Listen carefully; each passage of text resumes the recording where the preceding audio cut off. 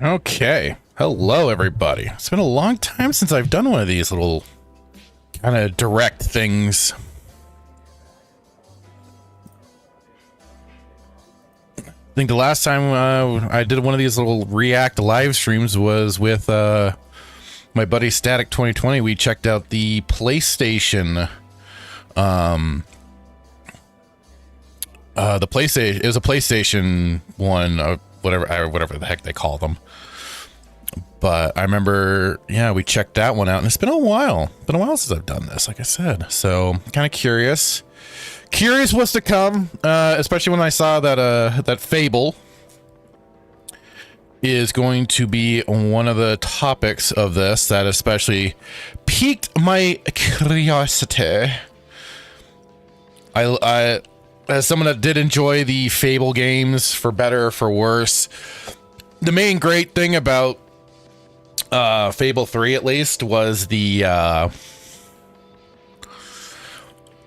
cooperative aspect to it. Having that ability. My brother and I, we breezed. I mean, I don't know, breezed through, but that was a great thing. Like, we got to play through the game. We still got to see the storylines play out and everything like that. Kind of made me think of like what we would do in Star Wars: The Old Republic as we teamed up and did stuff in that.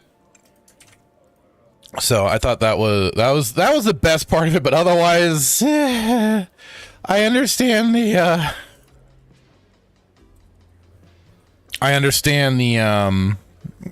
dislike towards the game. I always feel like the first one is definitely the favorite for me.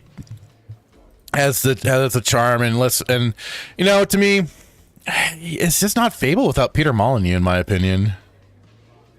So it's gonna be curious, and I know probably some are nervous to see what is to come, what they are doing, especially after some of the previous trailers we did. Or, yeah, I think it's just a couple of trailers that they've put out there, and it wasn't seeming too good, at least on the character design level. And I know some people would point out the not so flattering character models of the original games, but I'd say they got better when it got to 3. But Molyneux he had a little style, I guess, a certain style look for his fantasy or action game. I don't know if you'd call it action adventure, because you kind of went up levels in a sense with the way you put in the points that you gained from combat and stuff like that, but okay, I think I've got everything all set to go here. Hope you're all doing well today. I was debating, do I do this as like keep it as a respawn roast cantina thing, which I was like, you know what? Yeah, why not? Makes the most sense, since this is respawn roast cantina is kind of the gaming side of all this. So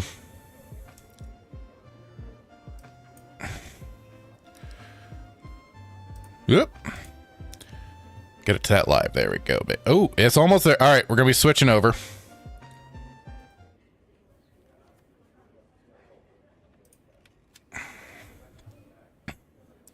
Whenever I can hide that. There we go. Let's just have it just be.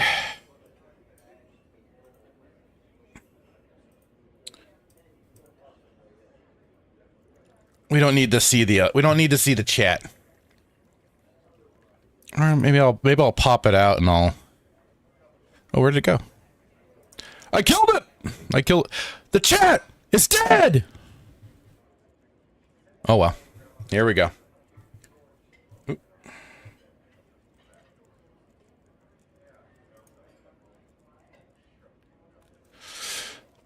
This year marks 25 years of Xbox, a milestone that celebrates the diverse storytellers, teams, and fans who bring these worlds to life.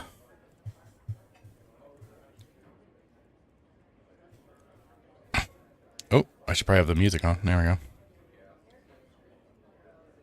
All games are shown at Xbox Play Anywhere. Buy once, play an Xbox console. Enjoy the show. Considering you guys jacked up the price on the stupid thing on the Xbox Pass, and I believe the Canadians got hit the hardest too.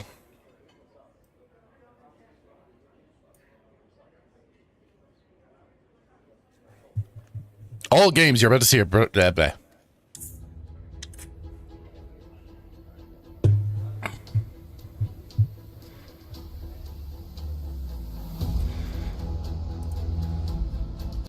really the auto.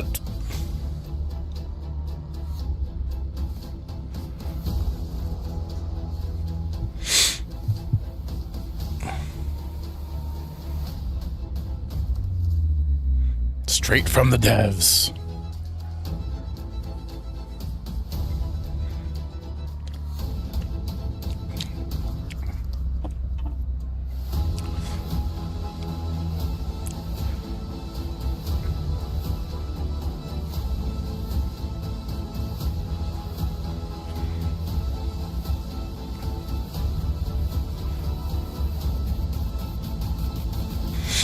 I'm not sure what to do with my hands.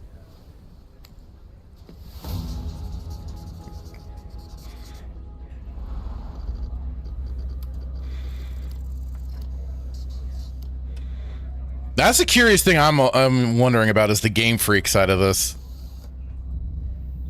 Considering they're generally known as being partnered with Nintendo for Pokemon, but I haven't seen all their games, so I just know them as Pokemon. Welcome to this world first look at Forza Horizon 6. I'm Ooh. Tom, design director for Forza Horizon, and I can't wait to show you what the teams at Playground Games and Turn 10 have been working on. And I'm Don Arcetta, art director for Forza Horizon.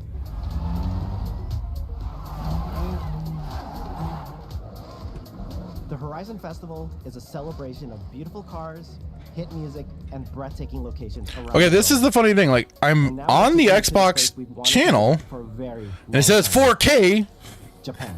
but the only settings I'm seeing for it is the 480p. That's so bizarre. Journey. You don't start as a superstar of the festival or a racing champion or even a rookie. You'll start out as just a tourist in Japan. Your first goal is to join the Horizon Festival by completing the Horizon qualifiers. If you're just a tourist in Japan, why are you getting involved in this then? If you're not a rookie, not anything of the sort, then what's the point? Why? Tell me why. You must prove you're ready to move up by completing spectacular events to unlock your next wristband. These include classic Horizon showcases and our new Horizon Rush events, where you show off your skills on thrilling obstacle courses, like this one at the docks in Tokyo City. When you finally earn your gold wristband, you get access to Legend Island, an exclusive region of the world with unique events, tracks, and areas to explore, and that will be a true accomplishment. Throughout that journey, all of Japan outside the Horizon Festival is yours to explore at your own pace. So, let's talk about the location we've all been waiting for. Ooh. Japan is the ideal location for our biggest, most exciting game yet. Full of beautiful landscapes and stunning contrasts of rural and urban, modern and traditional.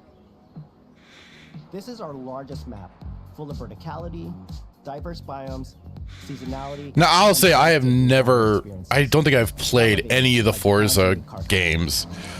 And I had to wonder if they're worth checking out. Wanted to deliver the most compelling and authentic. And if anybody would have a recommendation. I used to love racing games back in the day. We sought out advice and insight from people who've lived with Japanese car culture their entire lives.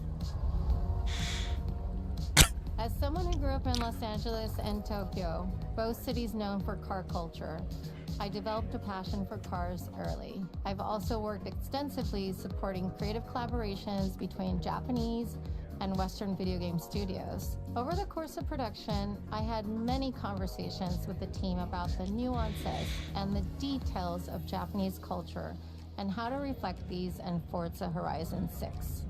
As an example, when we discussed naming options for the player home at Tokyo Docks, we discussed the building number, picking 7 and 8 because those two numbers are considered fortunate in Japan. Okay, why? In fact, Okay, I gotta. the members are also part of a well-known Japanese. I gotta switch it out. Hang on, I got. Nanakorobi Yaoki, which means never give up. All right, I When the found. team builds a push.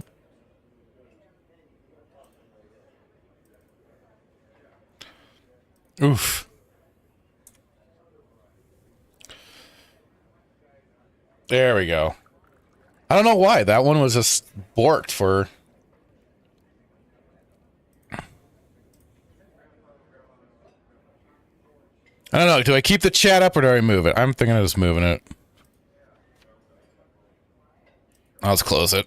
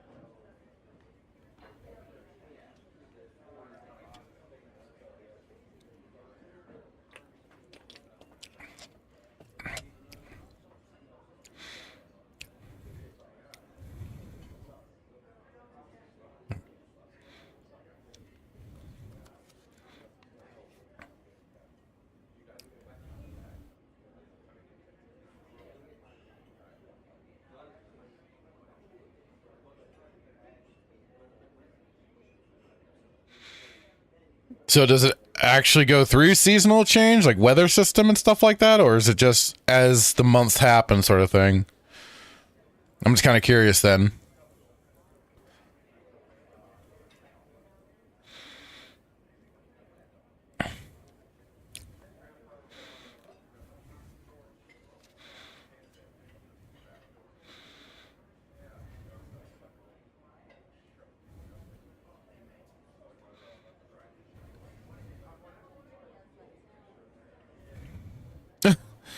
Fizzy pop.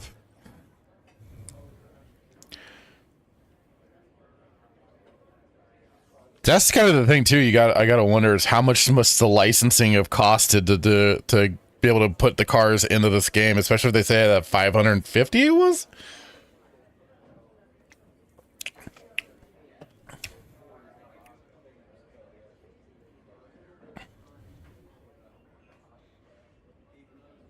Yep.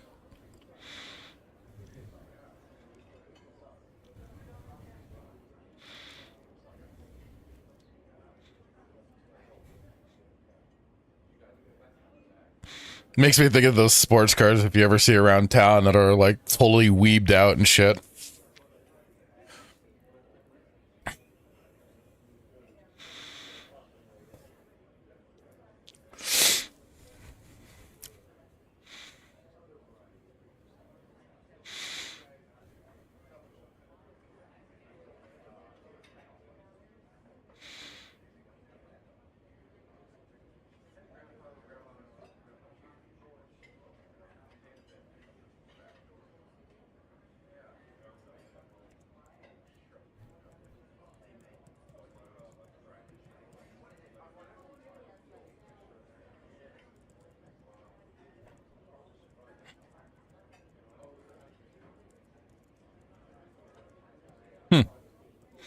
I mean, I'd certainly hope you capture the whole tunnel way sound effects.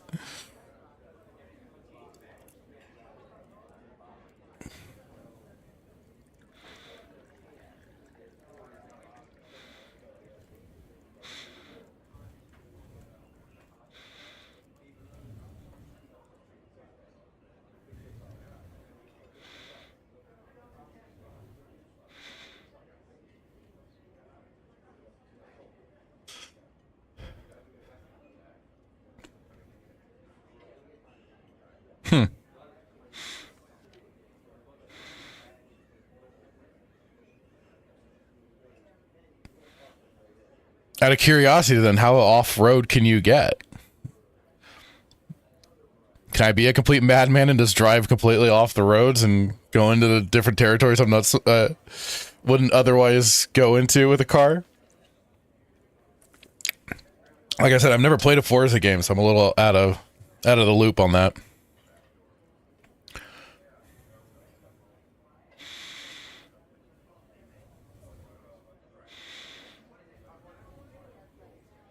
Oh, wow.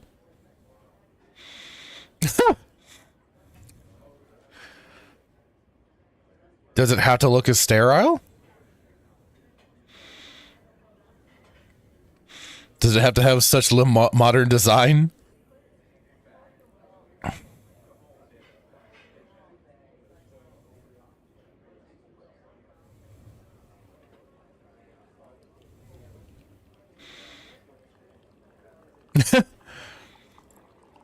I mean, even Red Dead Redemption 2 basically had a slight auto drive, and was it Saints Row 3 had a GPS mode you could put the car into? So I mean, I could criticize, but I'm like, well, there are other games that have those options.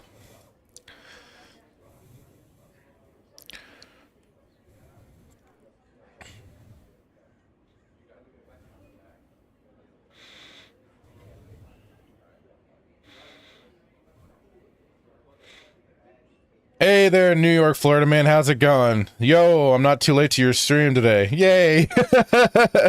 Not today, Rusty. Not today. And we're just, and this is just checking out this whole, Xbox Direct just to see what's going on. I got curious. But thanks for dropping by, man. Appreciate it.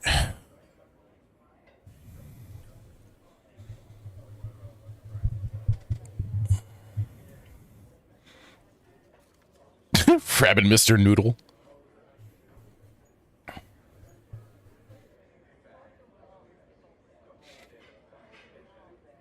Yeah, you're good.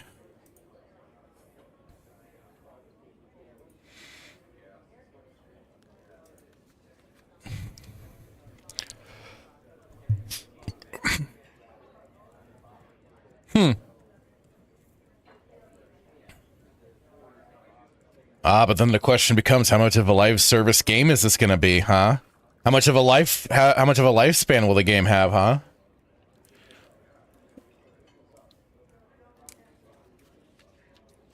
Like I said, I'm not a Forza guy, so I don't know what they've done in the past up to now. So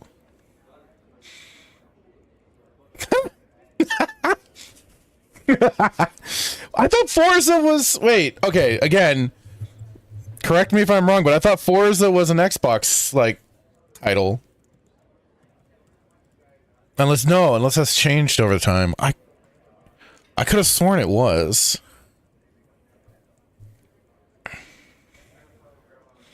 Hang on.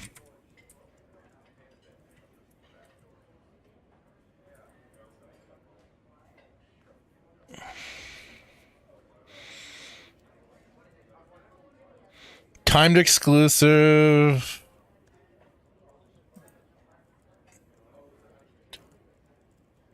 What? It's a mobile suit. Was it a Gundam?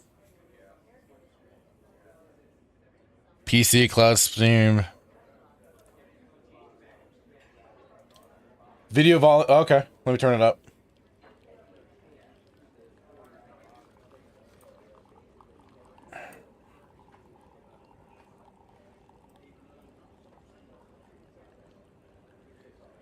Oh, I'm an idiot. I forgot to. Oh my god, I'm retarded. I forgot to switch the volume in the OBS to the new window because I found a new stream that had the higher quality. Oh my god, I'm retarded.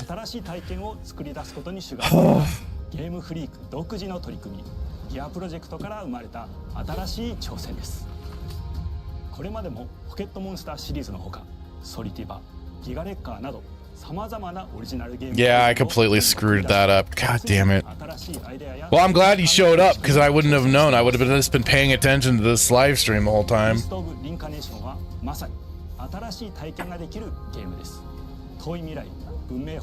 Post-apocalyptic Japan of the distant future depicts a world consumed by blight.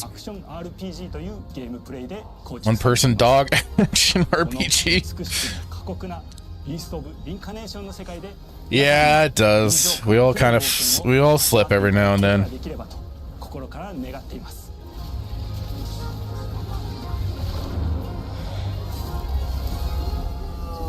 これまではポケットモンスターシリーズでバトルプランナーやサウンドマネージャーを務めてきました。ただ新しいゲームに挑戦したいという強い衝動もずっとあったんです。Game Freak must be excited to actually try something different for once. Hey, Decrepit, how's it going? Thought I had it muted for some reason. No. It's just like I said, I found the higher quality stream. I switched the windows. I just forgot to switch the source in OBS. そうしているうちにぬくもり、頼もしさ、そして寂しさが入り混じったような感覚が最もしっくりきたんです。自分の心に反応しました。隔離された主人公エマとこの世界を一緒に旅していくぬくもりのある相棒クーもその過程で生まれました。三島からビースト・オブ・リンカネーションのコンセプトを聞いてとても興味を惹かれ、すぐに参加しようと心に決めました。長年ゲームフリークではポケットモンスターシリーズを通じて Okay, Forza did begin as an Xbox exclusive. I thought so. 今回のプロジェクトでは All these companies are just no longer having exclusivity. I don't know. I really don't know sometimes if that's good or bad. 寄生植物が蔓延している世界がかつての文明の背景を覆い尽くすほどまでに植物が生い茂った過酷な環境となっており、ダイナミックな移動が Interesting. このような経緯で Both parasitic plants, but at the same time, they seem to be cooperative and beneficial for you. プロトタイプも出来上がってきました。 Huh. そしてそれがエマという人物のバックグラウンドとキャラクターデザインを形作っていったんです。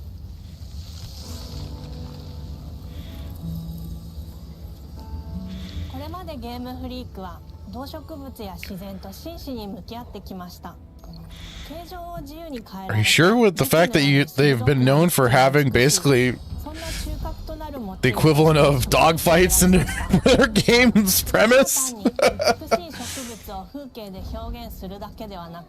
遊びにも植物を取り入れました。しっくりとくるモチーフを見出し、ゲームデザインとモチーフを紐付けることはポケットモンスターシリーズの開発を通じて培ってきた重要なステップです。 New York Foreman says, yeah, I know, like life stuff, but I'm back on. Okay. さんご協力のもと、この世界のビジュアルを形作っていくことにしました。エマとクーの姿を思い描いたとき、自然に支配される世界の舞台として日本がぴったりだと考えました。日本の昔から続く山々に囲まれた自然豊かな風景と SF が入り混じった世界をエマと I just noticed that the dog has basically a plant tail. Huh. さらに植物をモチーフとした重要な存在として植物と動物が融合した生物 Creatures fused with plants and animals. 食体のデザインは当時私 Design is male facts. デジタルアーティストの森田裕樹さんにお願いすることにしました。 I mean, Game Freak has times of, you know, blending animals together for their Pokemon and stuff, so this gave them plenty of practice.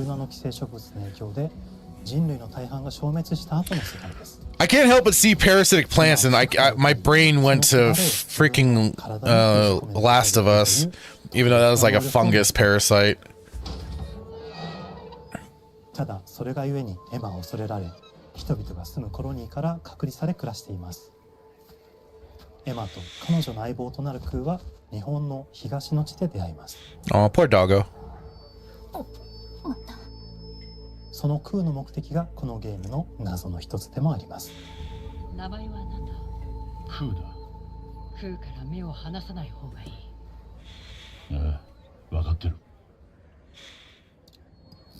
Game looks, I mean, the game looks beautiful. Looks... I just can't help but get the thinking, like, gameplay mechanics being a bit Souls-like. 都に迫る輪廻の獣を討伐するにはエマとクーの力を強化。 But that could just be me oversimplifying the look of the gameplay design. 強力な腐食体、主を討伐し、その力を取り込んでいくことになります。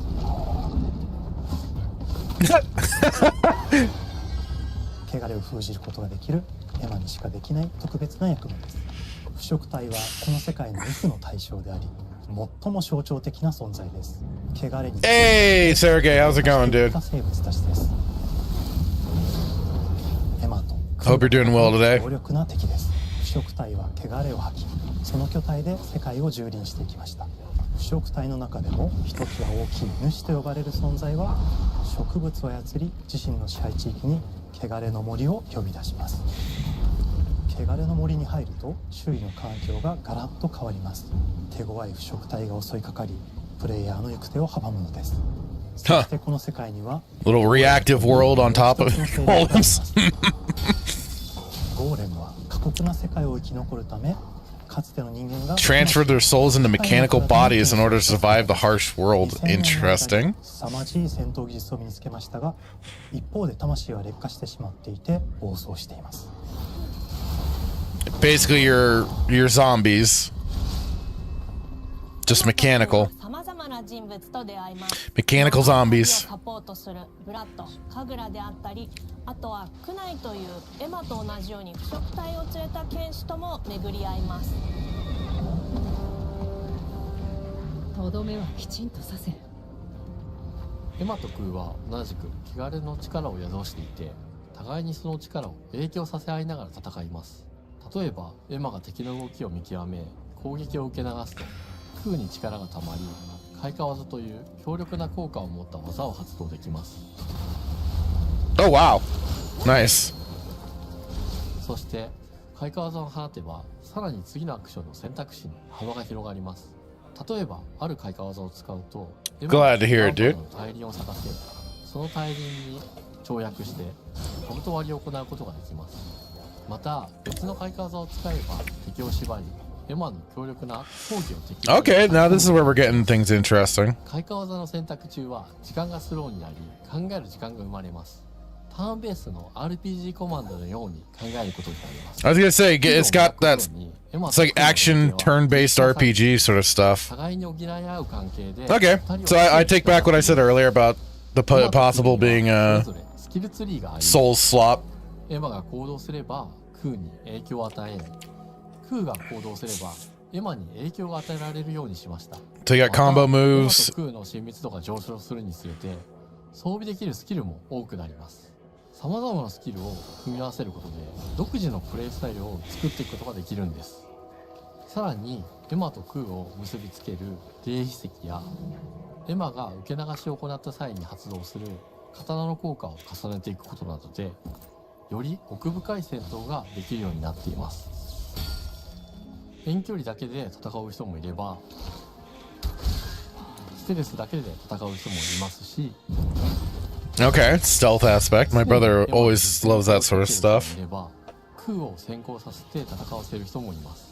エマとクーでどのような装備でどのような霊奇跡と組み合わせて戦うのか、プレイヤーの皆さん次第です。皆さんがどんな意外な組み合わせを生み出すのか、今からとても楽しみです。はるか昔に汚れに追い尽くされた美しくも過酷な新たな世界。企画構想から6年間、私たちはこの世界に数えきれない秘密や奥深い魅力を散りばめることに全力を注いできました。 Damn dolphin porn pushers. Them popping into my kick chat more often now. ビースト・オブ・リンカネーションの世界を体験していただける日が待ちきれません。本作は今年の夏 Xbox、PC、そしてプレイステーションでリリースされます。さらにビースト・オブ・リンカネーションは発売初日から Xbox ゲームパスでプレイ可能です。ぜひウィッシュリストにご登録ください。ゲームフリークが挑む渾身の新作、どうぞご期待ください。I do gotta say the game looks good. Again, like I've said this before, when it comes to games looking good, that's, you know, accomplished nowadays a little bit. I hate to say easier, but it's definitely more of the norm. It's just everything else, and the gameplay sounded interesting with that kind of light turn-based action to it. And you can't go wrong with a doggo companion helping you out. Double Fine! Oh no. Oh no.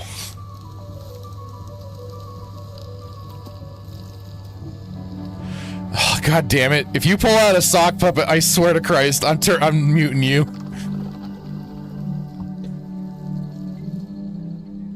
Oh, hello. I'm Tim Schafer, founder and studio head of Double Fine. God, it's been forever since I've heard him. Oh my God. Tools programmer and junior in-house ceramicist. At Double Fine, we try to take a little time every so often. Did you inhale some helium, Anyone bro? in the company can pitch a game idea, and we have a vote on which ones we want to try to make. We forget the projects we're currently working on, basically get amnesia, and we do this for 2 weeks. That's a fortnight. And we build a few of these experimental game prototypes. We call this process Amnesia Fortnight. We've had all sorts of great ideas come out of this process. God, they have been. Oh, I forgot about some of the. I forgot about stacking. With a little bit of pressure and creativity. But those other two I didn't even recognize. Before. Our next game came out of Amnesia Fortnight. What's? It's all about encouraging you to create with others. And It's then Mr. use what Sacco you himself. To destroy each other.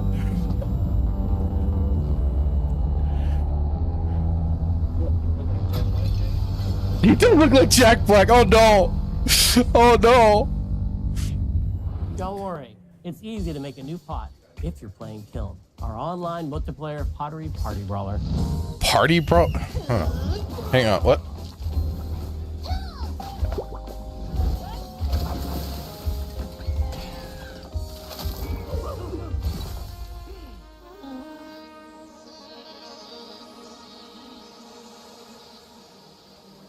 We love to explore new and original ideas here at Double Fine, alongside last year's Weird But Chill game Keeper, featuring surreal and dreamlike exploration.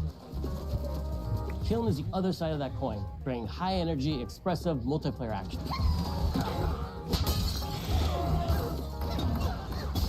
You'll get a chance today to see how we're continuing to foster our spirit of creativity with this next game. Derek Brandt spearheaded this pitch and is here today to talk about this fully realized Double Fine experience he's leading with his team.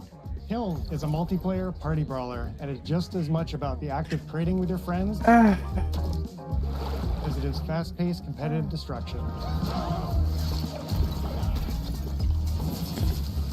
We built this game to respond to your creative design choices, as well as your relentless cruelty to anthropomorphized clay pots. So a kind of is pottery spore. As a concept artist, focused on coming up with unique characters and environments at Double Fine. But I also play a lot of action titles, which got me wondering, what would a game look like that included not just the cathartic element of destruction and action, but the equally cathartic act of creation I was familiar with as an artist? I stumbled on the answer one day: what better solution than a pottery wheel? We wanted to give players the ability to create characters out of any shape and to make sure that what you make has Yeah, charming it's pottery and spore. You start off as a little helpless, naked spirit. You're not capable of much in this state. Thankfully, you are capable of manipulating clay, and a pottery wheel is the perfect place for the creation of a new body. And when it comes time for destruction, those shapes needed to translate into capable fighters. Pots that can compete in challenges in a way that only pots Pottery can. spore. I can't help but think it now. It's pottery spore. Combat party atmosphere. You and your friends need to Don't know if anybody remembers Spore, but with its capacity for carrying water into enemy territory. Here you'll navigate through the environment with your team's unique creation. an old game where you start out as basically in an amoeba life form, and then slowly but surely, you know, And of course, collect new parts and get you evolve your character, your little creatures and stuff like that. And that's kind of what I'm hearing. It's like you start out as that little spirit, and then you get to start developing yourself as a pottery creature.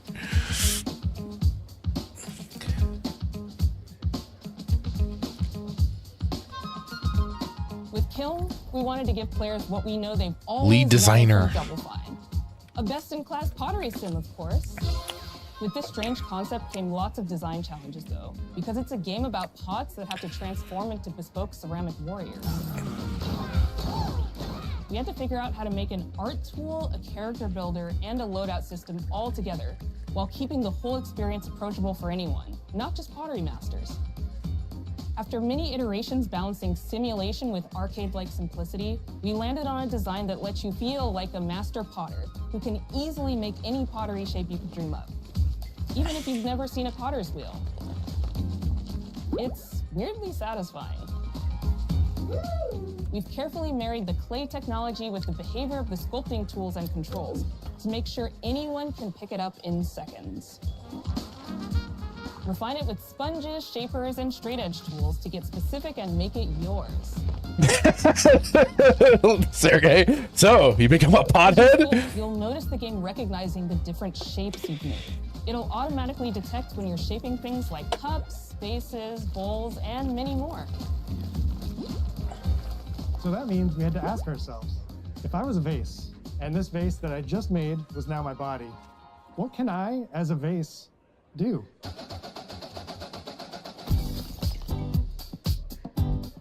Every pot and kiln needs to have a core set of moves fit for a warrior. To run. Oh yes, the pot warrior. Attack. And roll. They also must have moves fit for a pot to fill up with water and then splash that water out. Each shape has its own unique way of performing these moves. And because your shape matters, the animation team has taken on a challenge of bringing those different pot shapes to life in surprising ways. In addition to these core moves, each shape also has its own special attack, which we push to be the most fun and over-the-top moments in the game. Cups popping popcorn, bottles turning into swords, jugs blaring like megaphones, plates flinging pies. Everyone's shape is doing something different and exciting.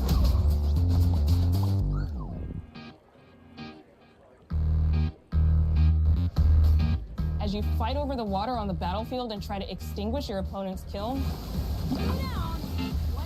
you'll have to pay attention to each map's unique nuances. Our mantra of shape matters carries over into our maps. We specifically designed our maps to integrate with how you choose to play and what pot you choose to play as. So you'll see things like secret tunnels that only fit certain size pots and pathways that are only traversable with certain shapes. So then that would floating pieces of ancient history. To me, then that would intrinsically then mean also you'd have to keep only within certain design structures for the pots. So you have customizability, but it's not like full customizability. Sponge warriors with water to rearrange the battlefield to your advantage. Fight in the Egyptian god Set's dingy punk venue, complete with a mosh pit where only one pot can emerge unbroken. Leverage your unique creations.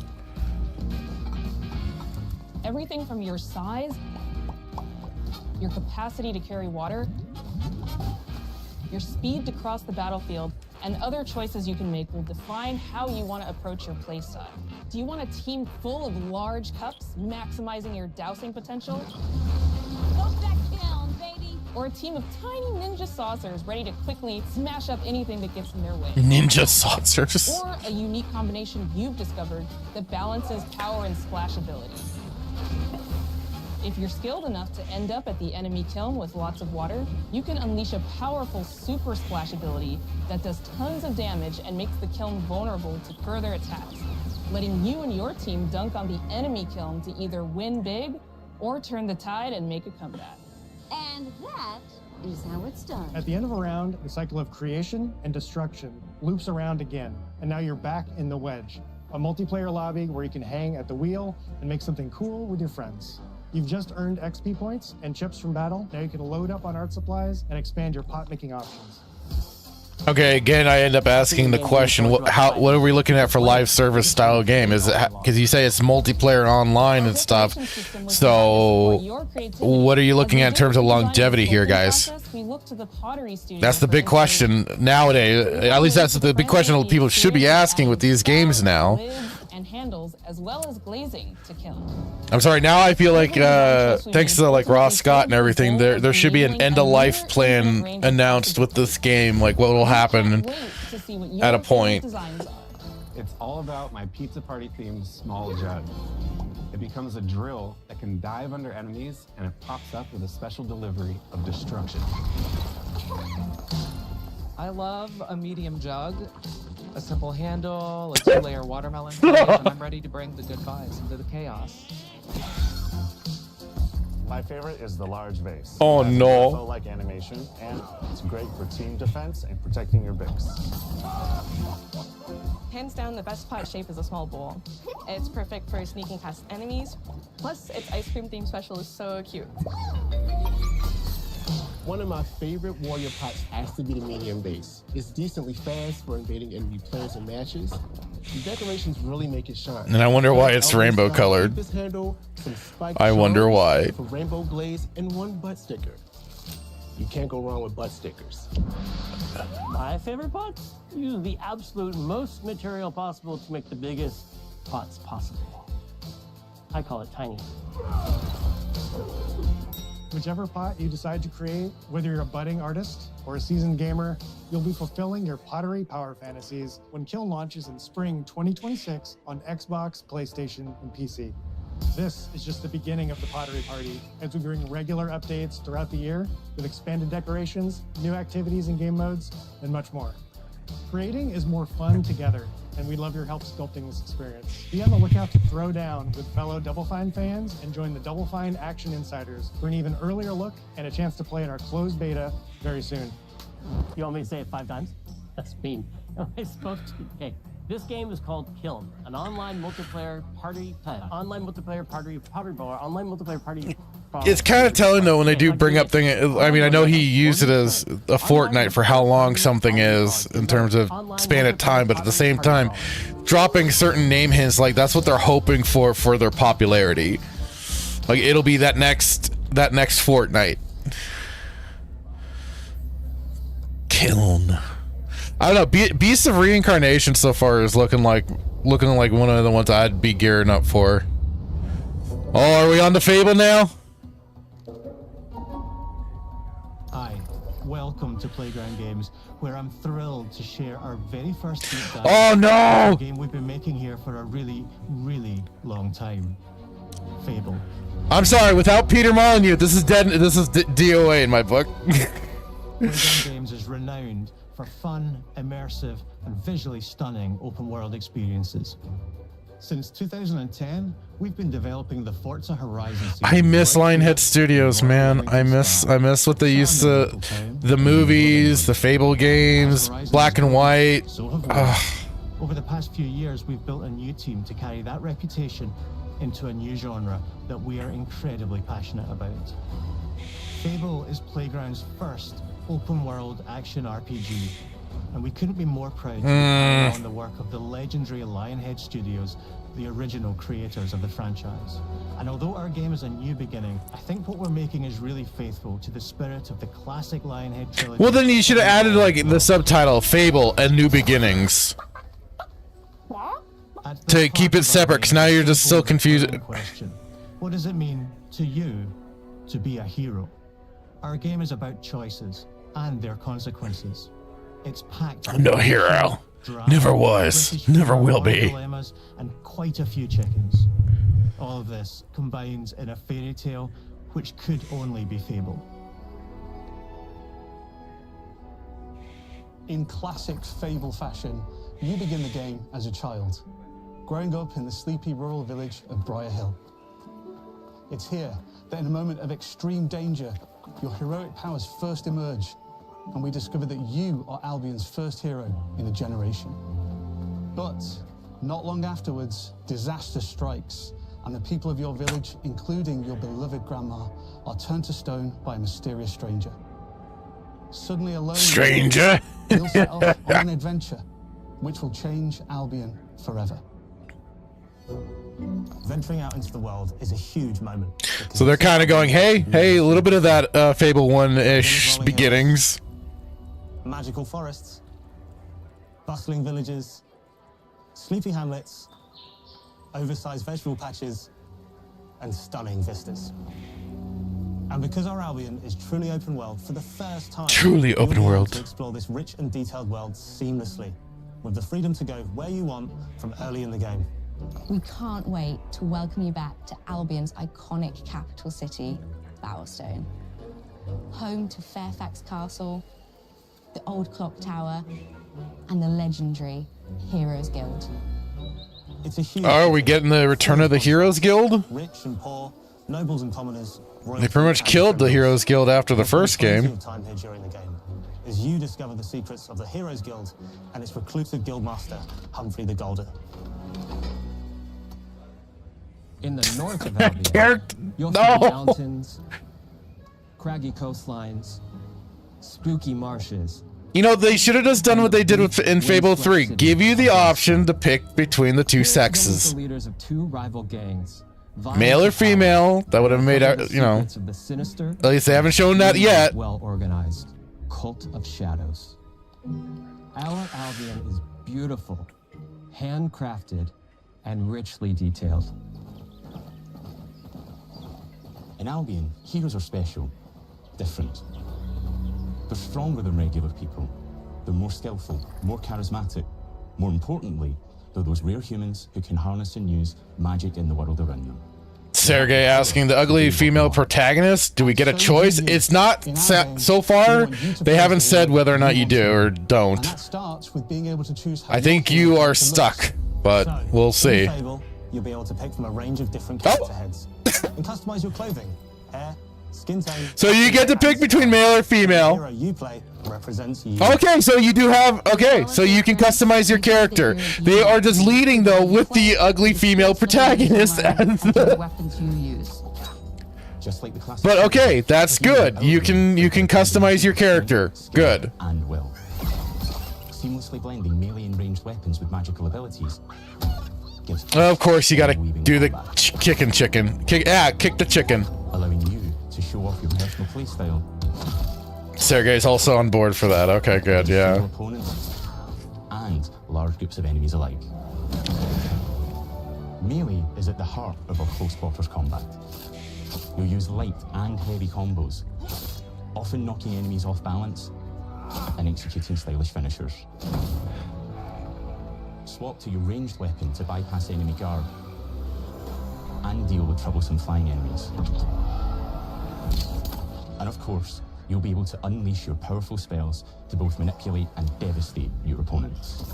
Okay, so this sounds like they're still keeping some of the core gameplay for this Fable reboot. For you to fight. Oh, these little bastards. Hobbs are back, as are Balverines, Hollowfolk, and Trolls. Balverine! And we're adding brand new enemies too, like this fearsome cockatrice, a giant fire-breathing chicken. Fire-breathing chicken? He's a chicken, I tell you! A giant chicken! But with all the unique tools in your combat toolbox, how you defeat your enemies is Where did he go? That's a fiery cock. But there's more to being a hero in Albion than fighting. So much more. When we talk to people about their favorite memories of the original games, so many of their stories were about the stuff you can do when you weren't just being a hero. The normal, everyday stuff which happened when you interacted with the people of Albion. For me, what I remember most vividly are the inhabitants of Albion, and the things you can do with them, or to them. The crazy thing about the classic Fable games was that in the middle of a sprawling RPG was almost a complete other game, where you could just mess around with the villagers and townsfolk. And we've built that same And nothing like buying the town out from under everybody. Raising prices or whatnot. Romancing a villager, getting married, having kids. Fancy a date? Perfect. You Better have some. know me better. Oh my god, did they get some of the same voice actors? Buying another house. Buying every house in Albion. Okay, I better be able to buy towns out from under people. Marrying a bunch more people, having a bunch more kids, probably getting divorced along the way for good measure. And this game within a game is Hey, that's why you have a chick in each town and they don't know about each other. ripple effects of the things you do everywhere you go. And all of this revolves around the people who live in Albion, who we call the living population. The living population. And every single one is unique. Each of them has a name, a role, a daily routine, and their own. Oh, I can't wait for the mods. You could follow any one of them for a day and just watch them live their life. They'll get up, go to work, spend some leisure time on hobbies, then go home to bed. But what's even What the thing was every single one of them in fully voiced conversations and interact with them in loads of different ways. Maybe the job they go to is working for you because you hired them to work in one of your businesses. Hey, you. Working hard? How can I help you, boss? Maybe the bed they sleep in is Sergey saying I'm curious about female character too in terms of appearances. Yeah. Well, like it is, if you're able to customize the character, then I guess it doesn't matter at the end of the day, but it's still funny the marketing they've been doing for it. I'll be curious of the options that you have. What you do affects what they think of you. You're a legend. Because everything you do builds your reputation. I miss when this was such purely a British game. And before they got so cultured. Tension between good and evil underpinned all of the original games. And morality is central to our game too. But we have a slightly different take on it. God. Chicken chaser! Morality isn't black and white. There are lots of grey areas. And important. Just for kicking the chicken? Is subjective. Wait, what was that bit? Oh, I missed it. I was talking. People see things exactly the same way. Oh, God. And that's how it works in our game too. Everything you do earns your reputation. And every Tycoon, rich tycoon. Different reaction to you as a result. Hello there. Yeah, we get it. You're rich. So Oh, God. Things you did directly to them. They'll love you or hate you for the choices you make, and they will always tell you why. Although, usually from a safe distance. Our game will never judge you, but the people of Albion will, loudly. Imbecile. Your reputation is created by the choices you make, and you are going to make a lot of them.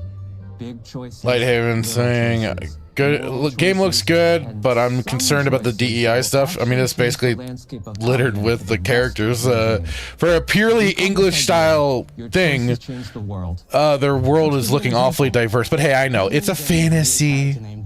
It's a different little world. Who discovers a magical growth formula. But don't ever think that that isn't part of the subversionary tactic to all this. It'll be your job to deal with him, and ultimately it will be your choice whether to kill him or to spare him. If you kill him, his giant corpse will lie on the farmland just outside of town for the rest of the game. And that is Does it decompose? It will also affect what a lot of the villagers think about you. Especially Dave's sister. In Fable, the choices you make will define you. What does being a hero mean to you? The artwork character looks better. At Playground Games, we've built a pedigree for beautiful, immersive, open-world experiences. Yes, they've typically involved sports. So Playground Games look like it's also doing Forza, and they're doing Fable. Every member of this team, which we've built from scratch, has two key things in common. A deep love for the franchise and a burning desire to bring it Okay, if you have a deep love for the franchise, have you reached out to Peter Molyneux at all to get his input? I'm curious. Never played the series before. It's been great to finally tell you a little about the game we're making. There'll be much more to share as we get closer to our launch. I'm excited to tell you today that Fable is coming to Xbox, PC, and PlayStation in Yeah, he just now announced Fable on PlayStation. Yeah, Sergey says also the first Fable on PlayStation 5 too. Man, I've heard, like, Nerdy Neo has made the point, you know, it's good to be able to have games on across other platforms. It gives more of a player base so they can play it on their preferred platform. But it just still, to me, it takes away from the aspect of what's the point of getting certain consoles when there's just going to be a dominant force eventually. You're devaluing your own console by removing exclusives. So why Nintendo still has value. They have their games, their line of IPs that aren't going anywhere. Is one of the reasons we've been so excited for this location. Forza Horizon 6 will feature more than 550 cars at launch. Summer 2026. That's vague, but okay, summertime. You can be the hero you Autumn. want through the way you play, through the skills and abilities you learn, and through the weapons you use.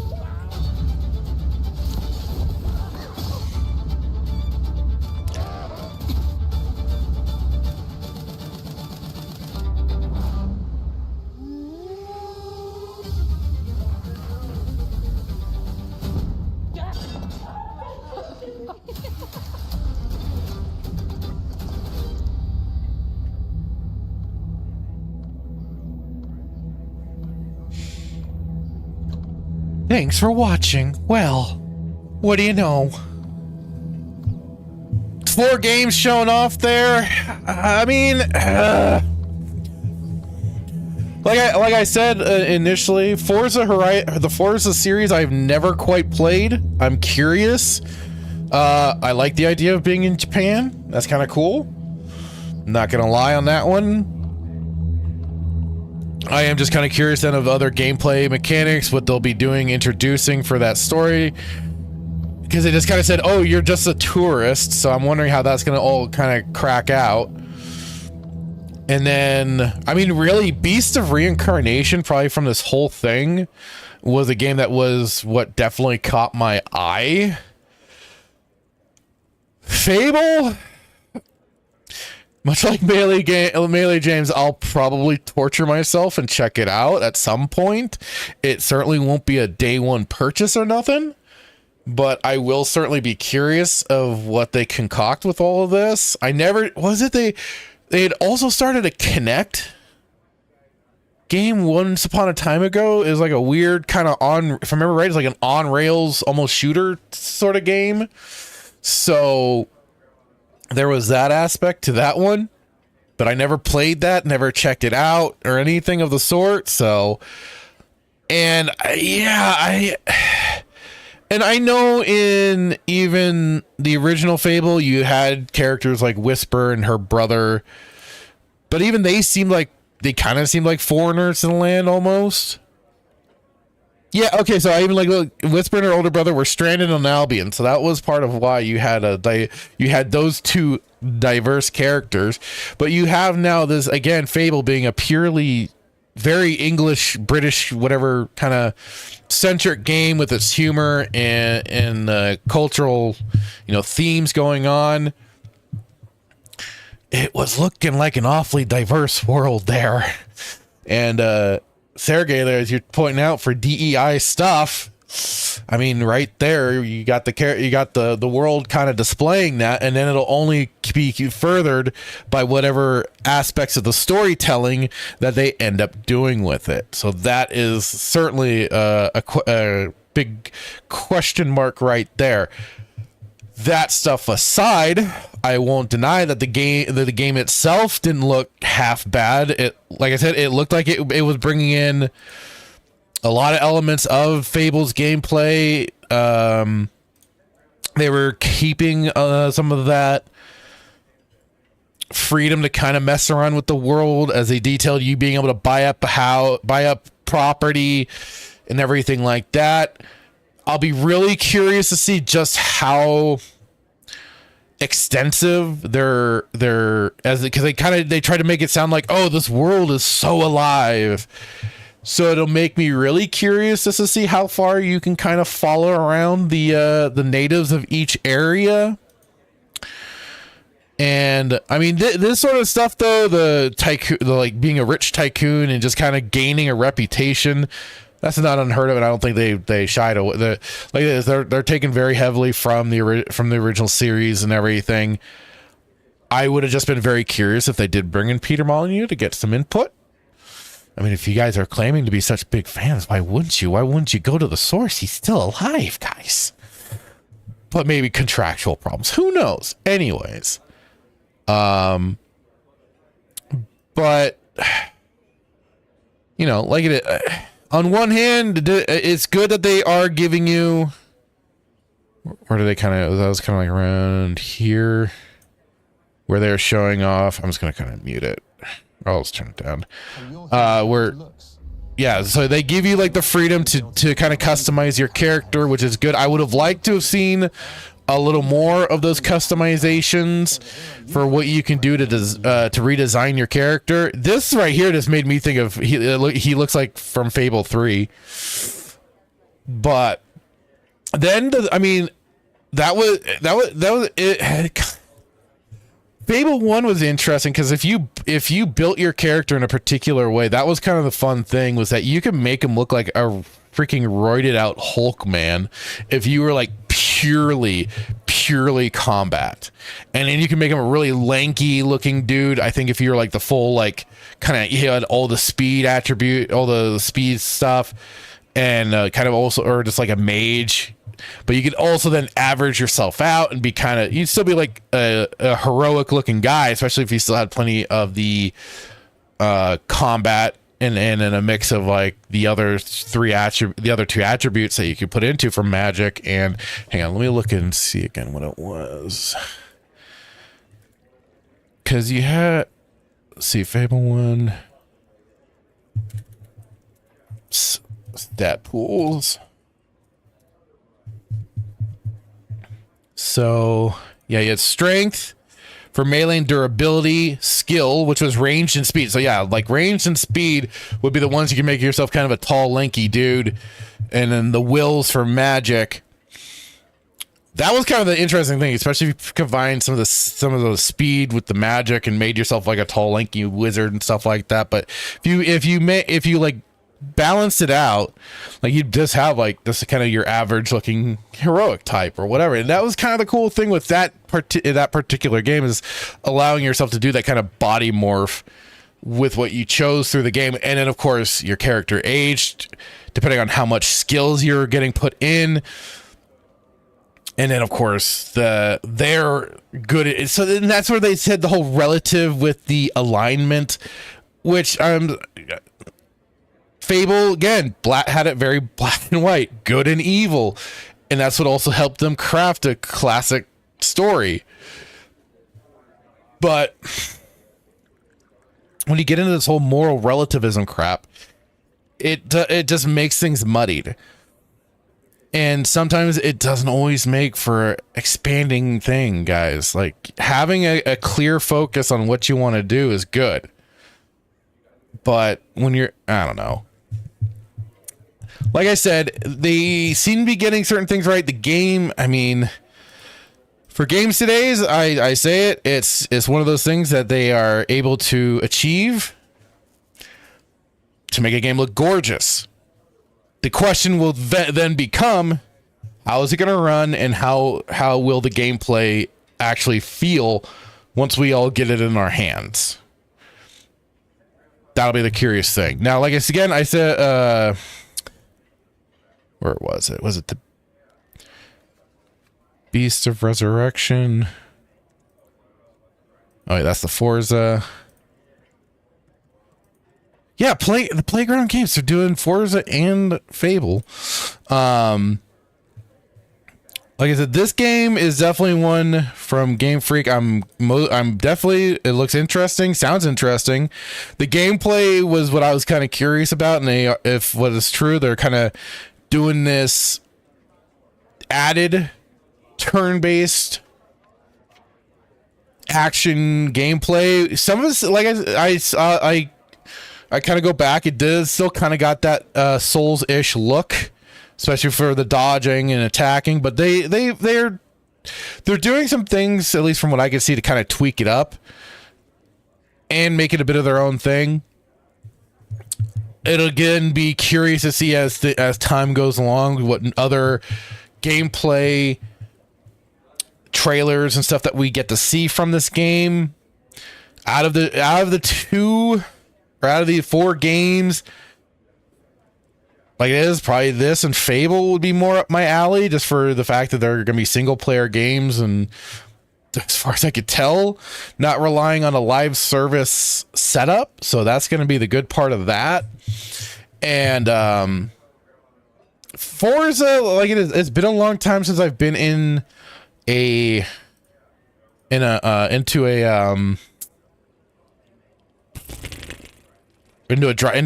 driving games. But I'm kind of curious, just because that they do have degrees of customization. You get like a home base and stuff like that you even build upon. I just wonder how much customization that's going to allow you to, not just with the cars, but then with this little, like, your own little basically fortress of solitude. Let me see if I can try and get to when they were showing off. See, they show you with, like, you get big land, you get like a big plot of land. Oh, come on. It's just, again, it makes me really curious. How much is it going to be the actual game that you get? And how much is it determined by live service? Because they are saying about the multiplayer aspects of it and how you are interconnected with the world and the ability to share and show off with friends and stuff like that. It makes me kind of curious on those grounds. Also, I never did see a Godzilla statue, so what the hell?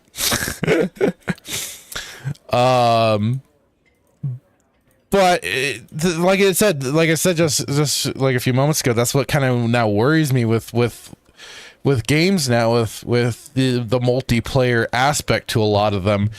What's going to be then the if it's live service, how much? What's going to be dependent on that? And then it is going to be called, well, if it's not popular, but you got a dedicated fan base, but that's still just not enough to keep the lights on for that particular game. What'll happen? Do you have an end of life plan for your game in case you have to cut the cord? And with Ross Scott's whole push for stop killing games, I hope it gets bigger. I hope it's something that game companies have to actually start to acknowledge, because I think that should also be starting to be part of the sales pitch of, should this game reach to a certain point, we do have the ability that once our game service maybe shuts down at some point, you have full access to your game that you purchased. You will not lose access to your copy of the game, your ability to play the game, like we much recently learned with Anthem. Other live service games like Concord, not everything's going to have a fan base to revive a live service game. So it really makes me curious about those sort of things. Sergey says, Gran Turismo for PS5 has a lot of live service stuff in it too. I prefer the Need for Speed games. I always loved Need for Speed. I really did. I'm trying to remember the last one that I really played. Might have been like Need for Speed Underground or something like that. I forget now. But I loved back on the PlayStation 1, Need for Speed Hot Pursuit. So much fun. It was such a blast, the idea of getting chased by the cops and trying to escape them, trying to elude them and everything like that. That was such a fun aspect of the game. So those were definitely like my some of the early, besides Mario Kart and stuff, and Stunt Race FX and some of those old games, like Need for Speed was just fantastic. I always loved it. And then Sergey says, I think the new Forza is going to have live service. Oh yeah. Well, that's what I just mean. It's like, I can see it having live service, but it's like, to what extent? That's my curiosity. That's my question. That'd be my question to them. You have live service. So to what extent, and should that live service ever go away, do I still have access to my game that I purchased from you? You aren't just taking my money and running, are you? Because I want to, especially if it's a game like I enjoy, I know I'm going to replay. Yeah, I want that ability to be able to go back and revisit. I love doing that with old games. Okay, wait. I just had it.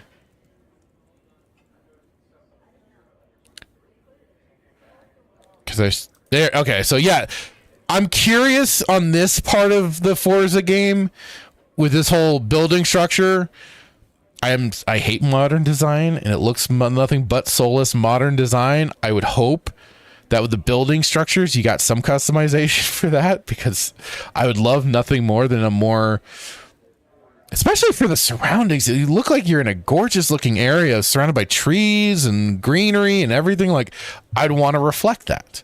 I would want something maybe not totally rustic looking, but certainly a little more fitting for the surroundings, other than like you just slapped an industrial complex in the middle of this gorgeous field.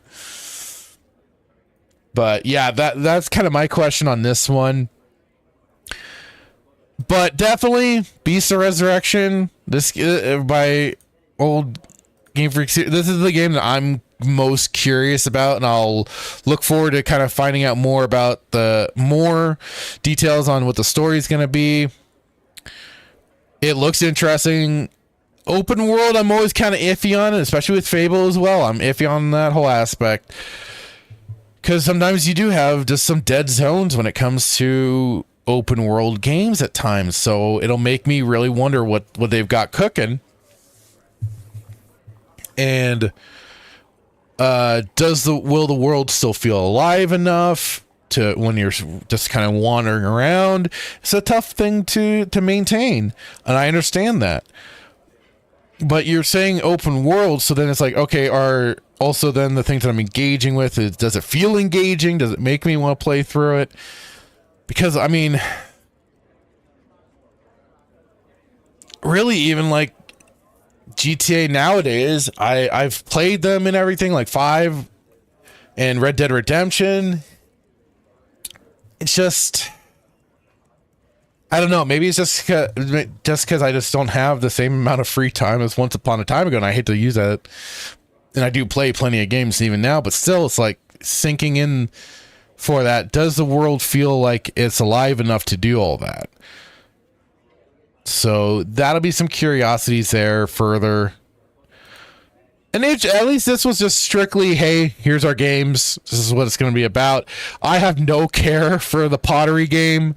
No offense to you, old Timmy boy, but your pottery spore just didn't win me. Because I am looking more at generally single player games. I have this multiplayer games that I want to play. And some of them are older too. Like I'll go for a Team Fortress 2, or I'll go for the Star Wars Galaxies that I've been playing now for the emulators and checking those out to find the one I want to keep continuously playing.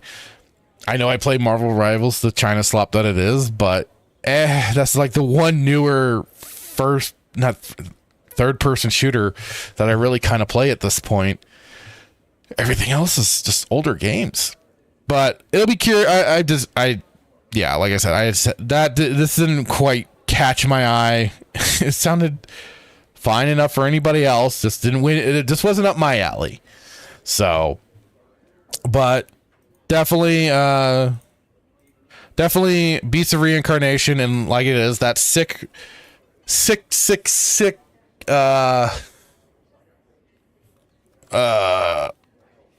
What's the phrase? Oh God, I've had the phrase in my head already, and I've used it before. But my morbid curiosity is there for Fable. I shouldn't, but I do. I'm partly curious what's going to be done with it. So we'll see. We'll see what they talk about more for it, what they show off for it. This was a decent presentation. I just laugh that they're still leading with the female protagonist from that trailer, and just overall, it just makes me iffy. Like it is, it's a wait and see. It's definitely, I mean, like it is, I don't pre-order anymore. I generally don't buy games day one, so I'll wait and see. It's a wait and see for all these games as always, but. If I were to lean more, I'd probably go for Beasts of Reincarnation than these other ones. And definitely a wait on Fable. So hopefully it goes well. Hopefully it does. But that was their little Xbox Direct. Like I said, decent enough little presentation. They just did what they needed to do and got out. I was almost wondering if they were going to show off more games. The one game that I didn't know was Kiln, because I don't think they even I even saw that as part of the on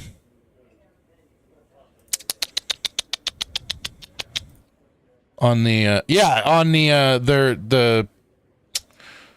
thumbnail that I saw. It didn't have that. It just had saying Playground Games, which was the Fable. Playground Games for Forza, and then Game Freak, and they didn't have the titles listed for each game. That was by the three companies. It was like Double Fine was kind of like, ooh, we're sneaking them in, ha.